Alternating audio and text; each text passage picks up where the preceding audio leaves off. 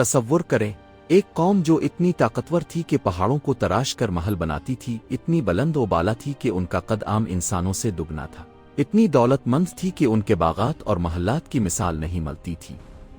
वो अपनी ताकत पर इतने मगरूर थे कि कहते थे, हमसे ज्यादा ताकतवर कौन है, कोई हमें शिकस्त नहीं दे सकता। अल्लाह के नबी आए, उन्हें समझाया, तौहीद की दावत दी, लेकिन उन्होंने मजाक उड़ाया और कहा, हमें अजाब दिखाओ अगर सच्चे हो। और फिर आसमान पर एक बादल नमूदार हुआ, लोग खुश हुए कि बारिश आएगी, लेकिन वो बारिश नहीं थी। वो एक तूफान था जिसने 7 रात और 8 दिन तक पूरी कौम को ऐसे तबाह किया कि जैसे खजूर के सूखे तने पड़े रह गए। ये कहानी है कौम आद की, वो कौम जिसने हजरत हूद अलैहिस्सलाम की बात नहीं मानी और अल्लाह की हौलनाक आंधी में फना हो गई। कौम आद की कहानी तूफान नू के बाद शुरू होती है। जब हजरत नू अलैहिस्सलाम के ज़माने में तूफान आया तो पूरी दुनिया डूब गई सिवाय इन लोगों के जो हजरत नू के साथ कुश्ती में थे। इनमें से एक शख्स का नाम साम था, हजरत नू का बेटा। साम की नस्ल से अरब लोग पैदा हुए और उनमें से एक कबीला आद कहलाया। ये कौम आद यमन के इलाके में आबाद थी, एक इलाका जो अहकाफ ओ कहलाता था, जो रेतले टीलों और पहाड़ों से भरा हुआ था। कौम आद को अल्लाह ने बहुत कुछ दिया था, जिस्मानी ताकत, कद व कामत, दौलत, बागात, चश्मे और लंबी उम्र। कुरान में अल्लाह ने फरमाया, क्या तुमने नहीं देखा कि तुम्हारे रब ने आद के साथ किया इरम वालों के साथ जो सतूनों वाले थे, जिनकी मसल शहरों में पैदा नहीं की गई, वो यानी उनके शहर इतने शानदार थे, उनकी इमारतें इतनी बुलंद थीं कि पूरी दुनिया में कोई मिसाल नहीं थी। रवायात में आता है कि उनका कद 12 से 15 फुट तक होता था, यानी आज के आम इंसान से दुगना। उनकी ताकत इतनी थी कि वो बड़े बड़े पत्थर उठा सकते थे, पहाड़ों को तराश सकते थे। कौम आद ने अपनी ताकत का इस्तेमाल अजीम महल बनाने में किया।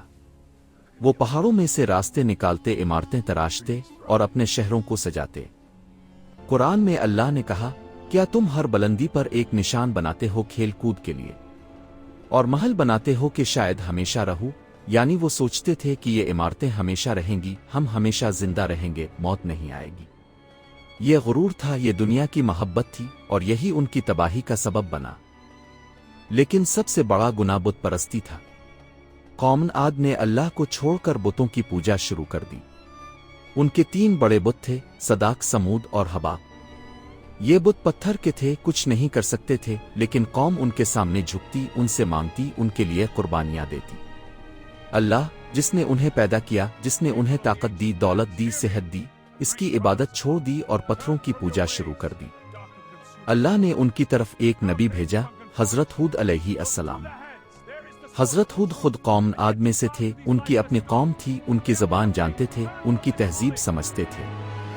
लेकिन अल्लाह ने उन्हें मुंतखब किया कि वो अपनी कौम को तौहीद की दावत दें।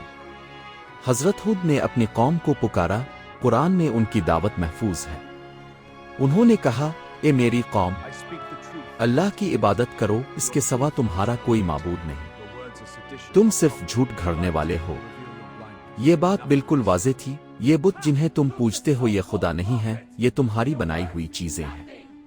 अल्लाह वो है जिसने तुम्हें पैदा किया, जिसने तुम्हें ताकत दी, इसी की इबादत करो। हजरत हूद ने यह भी कहा, ए मेरी कौम, मैं तुमसे इस पर कोई अजर नहीं मांगता, मेरा अजर तो इसी के जिम्मे है जिसने मुझे पैदा किया। क्या तुम अक्ल नहीं रखते? यानी मैं तुम्हारी खैरखाही के लिए कह रहा हूँ, मेरा कोई जाती फायदा नहीं, मैं कोई पैसा नहीं मांगता, सिर्फ तुम्हारी भलाई चाहता हूँ। फिर हजरत हूद ने अल्लाह की नेमतों की याद दिलाई।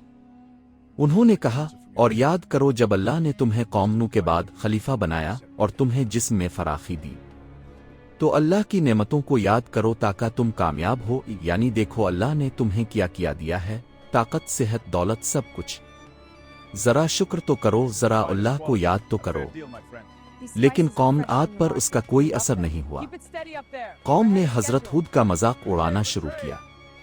उन्होंने कहा, ए हूद, तुम हमारे बाप दादा के माबूदों को छोड़ने के लिए कहते हो, ये कैसी बात है? हमारे आबाओ अजदाद यही करते थे, हम भी यही करेंगे। फिर उन्होंने कहा, हमें लगता है तुम झूठे हो, और हमें लगता है कि तुम पागल हो, और हमें लगता है कि हमारे बुतों ने तुम्हें कोई बड़ी चीज से मिस कर दिया है। यानी उन्होंने हजरत हूद को पागल कहा, झूठा कहा, اور کہا کہ بت ناراض ہو گئے ہیں، اس لیے یہ ایسی باتیں کر رہے ہیں۔ حضرت ہود نے بہت صبر سے جواب دیا۔ انہوں نے کہا، میں اللہ کو گواہ بناتا ہوں اور تم بھی گواہ رہو کہ میں ان چیزوں سے بری ہوں جنہیں تم اللہ کے ساتھ شریک کرتے ہو۔ تم سب مل کر میرے خلاف کوئی تدبیر کرو، پھر مجھے مہلت نہ دو۔ میں اللہ پر بھروسہ کرتا ہوں جو میرا اور تمہارا رب ہے۔ یہ اعتماد تھا، یہ یقین تھا، ایک نبی جو اپنی پوری قوم کے سامنے اکیلا کھڑا ہو لیکن اللہ پر بھروسہ رکھتا ہو۔ قوم عاد نے حضرت ہود کو دھمکیاں دینا شروع کی۔ کہا، اگر تم باز نہ آئے تو ہم تمہیں پتھر مار کر قتل کر دیں گے۔ حضرت ہود نے کہا، تمہیں اور تمہارے باپ دادا کو جو اللہ نے نام دیے ہیں ان کے بارے میں کیا تم مجھ سے جھگڑتے ہو؟ اللہ نے ان پر کوئی دلیل نہیں اتاری، تو انتظار کرو، میں بھی تمہارے ساتھ انتظار کرنے والوں میں سے ہوں۔ یعنی اب دیکھتے ہیں کہ کیا ہوتا ہے، اللہ کا فیصلہ آنے دو۔ قوم اپنے غرور میں رہی، وہ اپنی طاقت پر اترا رہے تھے۔ قرآن میں آتا ہے کہ انہوں نے کہا، ہم سے زیادہ طاقت میں کون ہے؟ یہ تکبر کی انتہا تھی۔ وہ سمجھتے تھے کہ ہم سب سے زیادہ طاقتور ہیں، کوئی ہمیں نہیں ہرا سکتا، کوئی عذاب ہم پر نہیں آ سکتا۔ لیکن اللہ نے جواب دیا، کیا انہوں نے نہیں دیکھا کہ اللہ جس نے انہیں پیدا کیا وہ ان سے زیادہ طاقتور ہے؟ یعنی تمہاری طاقت کچھ بھی نہیں، اللہ کی طاقت کے سامنے تم کیا ہو؟ حضرت ہود نے سالوں تک اپنی قوم کو سمجھایا، کچھ روایات کہتی ہیں 40 سال، کچھ کہتی ہیں 70 سال، لیکن قوم نہیں مانی۔ صرف چند لوگ ایمان لائے، باقی سب انکار میں رہے۔ پھر قحط آیا، بارش بند ہو گئی، زمین خشک ہونے لگی، فصلیں سوکھنے لگیں۔ قوم پریشان ہوئی اور انہوں نے فیصلہ کیا کہ مکہ جا کر بارش کے لیے دعا مانگیں۔ 70 آدمیوں کا وفد مکہ گیا اور کعبہ کے پاس دعا کی۔ اللہ نے ان کے سامنے 3 بادل پیش کیے، ایک سفید، ایک سرخ، ایک سیاہ۔ ان سے کہا گیا کہ کوئی ایک منتخب کرو۔ ان میں سے ایک شخص جس کا نام قیل تھا، اس نے سیاہ بادل کو منتخب کیا، سوچا کہ یہ بارش لائے گا، لیکن یہ بارش کا بادل نہیں تھا، یہ عذاب کا بادل تھا۔ یہ بادل ان کے ساتھ احقاف کی طرف چل پڑا۔ جب قوم عاد نے آسمان میں بادل دیکھا تو خوش ہو گئے۔ انہوں نے کہا، یہ بادل ہے جو ہم پر بارش برسائے گا۔ قرآن میں اللہ نے کہا، بلکہ یہ وہ چیز ہے جس کی تم جلدی کر رہے تھے، ایک ہوا جس میں دردناک عذاب ہے، یعنی تم عذاب مانگتے تھے نہ کہتے تھے نہ کہ عذاب لاؤ اگر سچے ہو۔ یہ رہا عذاب۔ وہ بادل قریب آیا اور اس میں سے ایک طوفانی ہوا نکلی، اتنی تیز، اتنی سخت، اتنی ٹھنڈی کہ سب کچھ تباہ کرنے لگی۔ قرآن میں اللہ نے کہا، اور عاد کو انہیں تیز آندھی سے تباہ کیا گیا۔ اللہ نے اسے ان پر 7 راتیں اور 8 دن مسلسل مسلط کیا، 7 رات اور 8 دن، نہ رکی نہ تھمی، بس چلتی رہی۔ اس آندھی کی طاقت کیسی تھی؟ قرآن نے کہا، وہ لوگوں کو اڑا اڑا کر گرا رہی تھی، گویا وہ کھجور کے کھوکھلے تنے ہوں، یعنی وہ بڑے بڑے طاقتور لوگ جو پہاڑ توڑتے تھے، آندھی نے انہیں اٹھا اٹھا کر پھینکا جیسے ہلکے تنکے ہوں۔ روایات میں آتا ہے کہ آندھی لوگوں کو اٹھا کر ہوا میں لے جاتی، پھر زمین پر دے مارتی اور ان کے سر پتھروں سے ٹکرا کر پھٹ جاتے۔ کچھ لوگ اپنے گھروں میں چھپے لیکن آندھی نے گھر اڑا دیے۔ کچھ لوگ غاروں میں گئے لیکن آندھی نے انہیں وہاں سے بھی نکالا۔ قوم عاد کی طاقت، ان کے محل، ان کے باغات، ان کی دولت، سب کچھ ختم ہو گیا۔ قرآن نے کہا، تو کیا تم دیکھتے ہو ان میں سے کوئی باقی ہے؟ یعنی سب ختم، کوئی نہیں بچا۔ لیکن حضرت ہود اور جو لوگ ان پر ایمان لائے تھے وہ محفوظ رہے۔ اللہ نے انہیں پہلے ہی ایک محفوظ جگہ لے جایا تھا جہاں آندھی نہیں پہنچی۔ جب آندھی تھمی تو وہاں خاموشی تھی، نہ کوئی آواز، نہ کوئی حرکت، صرف لاشیں پڑی تھیں، ٹوٹے ہوئے محل، اڑے ہوئے درخت۔ وہ قوم جو کہتی تھی ہم سب سے طاقتور ہیں، وہ قوم جو پہاڑ توڑتی تھی، وہ قوم جو اپنے بتوں پر فخر کرتی تھی، سب ختم۔ قرآن نے کہا، گویا وہ وہاں رہے ہی نہیں تھے۔ یہ کہانی ہمیں کیا سکھاتی ہے؟ پہلا سبق، غرور تباہی کی جڑ ہے۔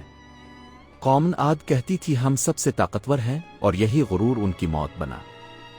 دوسرا سبق، طاقت اللہ کی دین ہے، جو اللہ نے دی وہ چھین بھی سکتا ہے۔ تیسرا سبق، بت پرستی تباہی لاتی ہے۔ چوتھا سبق، نبی کی بات مانو، حضرت ہود نے سچ کہا تھا لیکن قوم نے نہیں مانا۔ پانچواں سبق، دنیا فانی ہے، وہ محل جو ہمیشہ رہنے کے لیے بنائے گئے تھے سب مٹ گئے۔ چھٹا سبق، اللہ کی نعمتوں کا شکر ادا کرو، 7वां सबक, अजाब अचानक आता है। 8वां सबक, तौबा का मौका ज़ाय न करो। 9वां सबक, नबी की खैरखाही को समझो। 10वां सबक, अल्लाह सबसे ज्यादा ताकतवर है। आज भी यमन के इलाके में कौम आद के आसार मिलते हैं, टूटे हुए सुतून, बड़े बड़े पत्थर। ये गवाही देते हैं कि वाकई एक अजीम कौम यहाँ थी और तबाह हो गई। अल्लाह हमें कौम आद से सबक लेने और गुरूर से बचने की तौफीक दे। आमीन।